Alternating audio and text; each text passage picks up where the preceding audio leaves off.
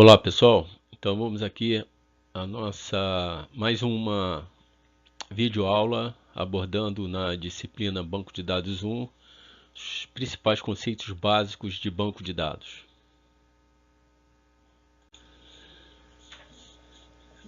Fazendo uma rápida revisão aí de conceitos anteriores, essa figura ilustra um sistema de banco de dados e seus componentes.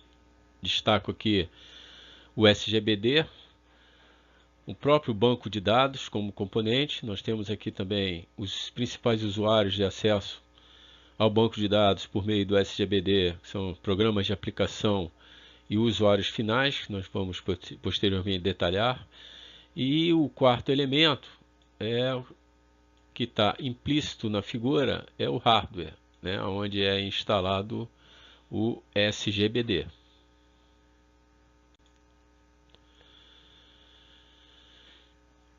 Um banco de dados, né, um sistema de banco de dados, ele possui algumas propriedades implícitas. A primeira delas é coleção, né, um banco de dados é uma coleção de dados relacionados. Então a gente pode visualizar aqui uma figura. Essa figura é o que a gente chama de projeto lógico de banco de dados.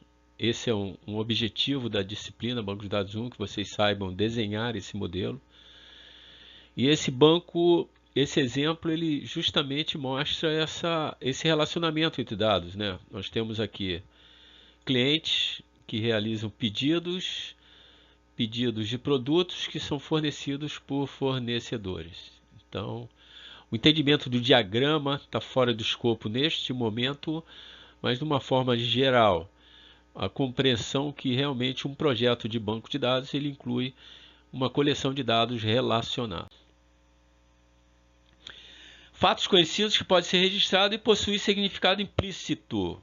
Então, se o meu contexto, né, é uma empresa, né, que está vendendo determinados produtos, então está aqui cliente, né, pedido, produto, fornecedores dos produtos, eles estão sendo registrados, ok? E eles, como foi tratado anteriormente, eles têm um significado implícito, né? Cliente. Então eu vou saber, amanhã eu posso explicitar esse significado de forma de quê? De informação. Eu posso saber quais são os meus melhores clientes, quais são os produtos mais vendidos, né? A média de vendas por pedido. Então eu tenho uma infinidade de informações que eu posso gerar, explicitar esse significado dos dados, né? A partir de informações. Certo? Uma outra propriedade implícita é que representa algum aspecto do mundo real. O mundo real, o que é aqui? É uma loja que faz vendas de produtos a clientes. Okay? Então, todo banco de dados ele representa algum aspecto do mundo real. Isso é importante. Uma outra propriedade implícita é que todo banco de dados é uma coleção logicamente coerente de dados com algum significado inerente. Então, a gente pode perceber aqui nesta figura, né, que tem, né, a semântica, né, o significado, né, um cliente realizando pedidos de produtos e esses produtos sendo fornecido por determinados fornecedores. Então existe realmente uma coerência lógica, né, num projeto de banco de dados.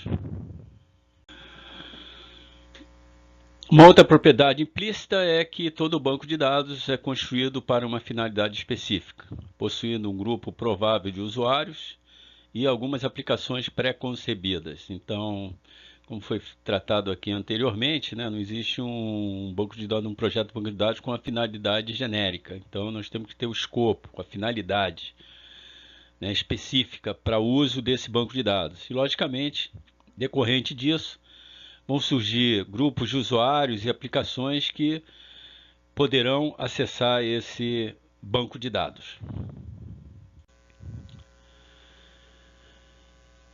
Bem, entendido o que é um sistema de banco de dados, nós vamos agora relacionar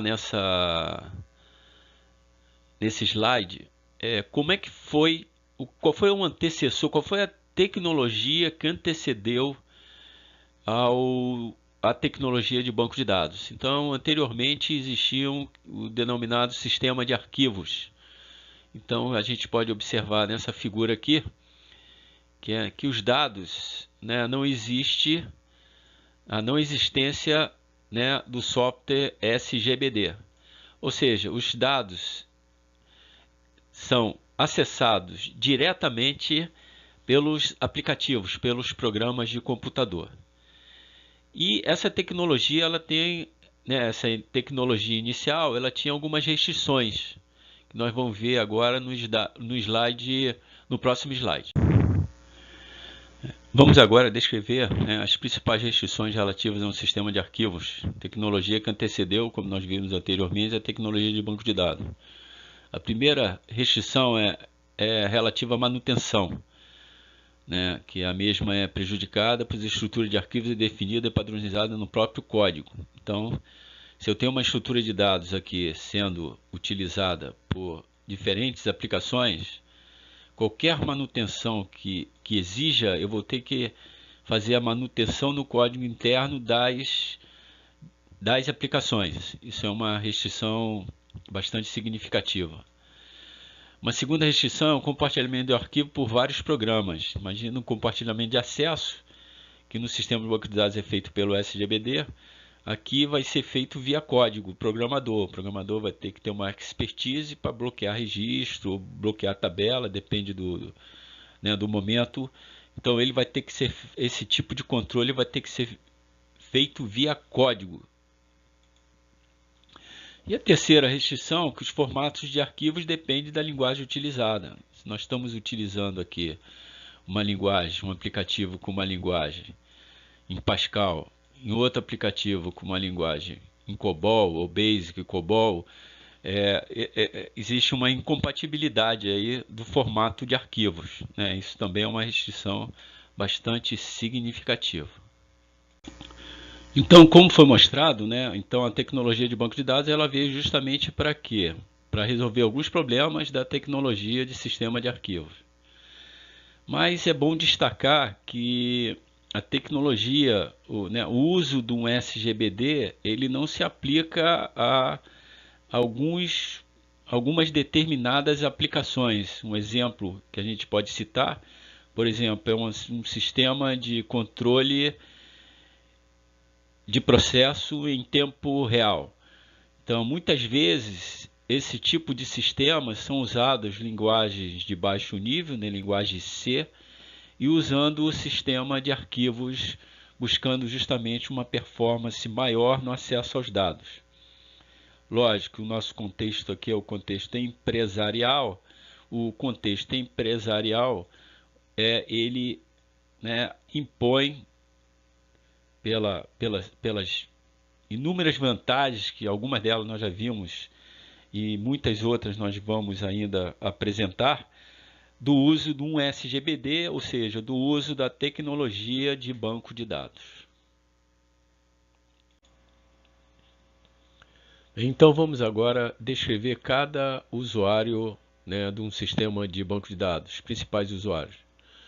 Programadores de aplicações, usuários finais e administradores de banco de dados.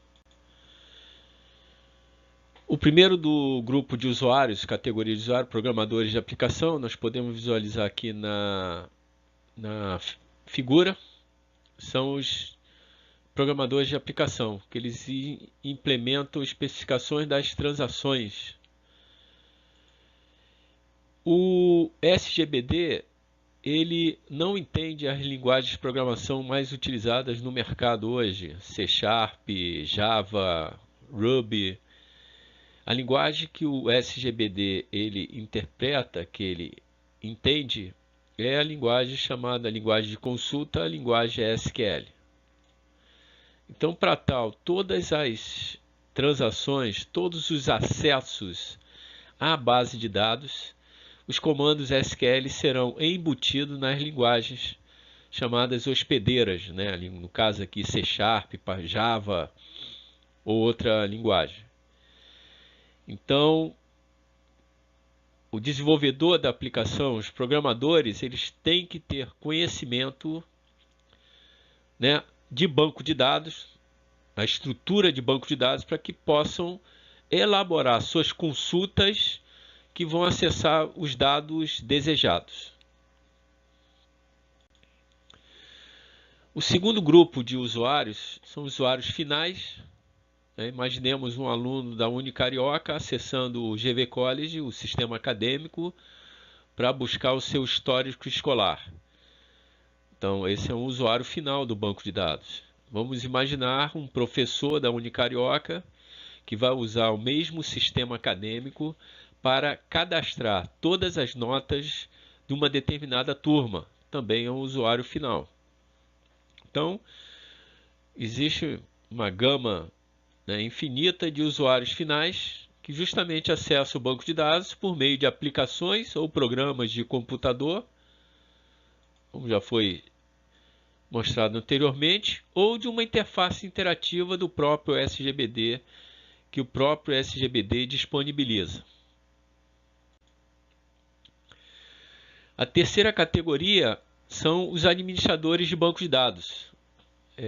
Então, nós vamos ter aqui o AD, que é o administrador de dados, e o chamado Database Administrator, que é o administrador de banco de dados. Então, nós vamos agora apresentar as peculiaridades de cada usuário administrador do banco de dados. Então, existe é necessário um entendimento inicial do que é administração de dados e administração de banco de dados. Então, existe então a figura do administrador de dados, né, que tem a responsabilidade central pelos dados. Ele é um gestor, a gente vai ver, né? Então, qual o trabalho do administrador de dados? É decidir, para começar, que dados devem ser armazenados no banco de dados, além de estabelecer normas para manter e tratar esses dados, uma vez que venham a ser armazenados. Então, isso é uma das incumbências aí do administrador de dados. Destacando que o administrador de dados, ele é um gerente. Então, no caso aqui, o Data Administrator, né, ele é um gerente, é um gestor de dados de uma organização.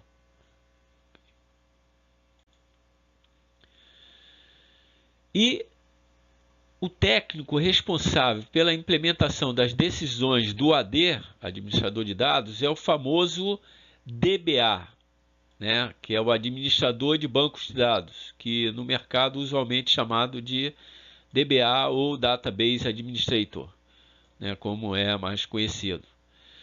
Esse sim, o trabalho do DBA é o que? Ele cria o banco propriamente dito e implementa os controles técnicos necessários para pôr em prática diversas decisões tomadas pelo administrador de dados. Então, o administrador de dados vai, por exemplo, no seu planejamento, como gestor de dados, criar grupos de usuários.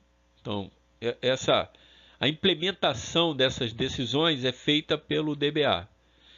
E um outro grande desafio do DBA é manter a performance do banco de dados.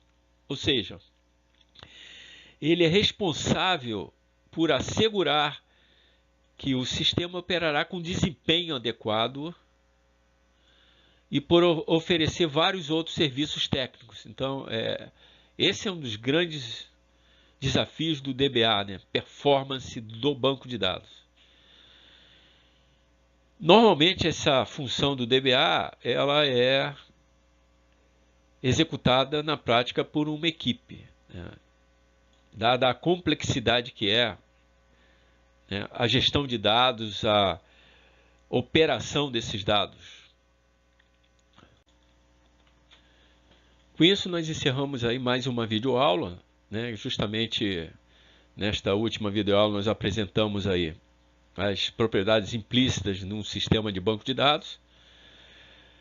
Apresentamos também como a tecnologia de banco de dados veio resolver problemas existentes na tecnologia anteriormente utilizada, que era sistemas de arquivo. E, posteriormente, nós apresentamos aqui os principais usuários de um sistema de banco de dados. Até a próxima.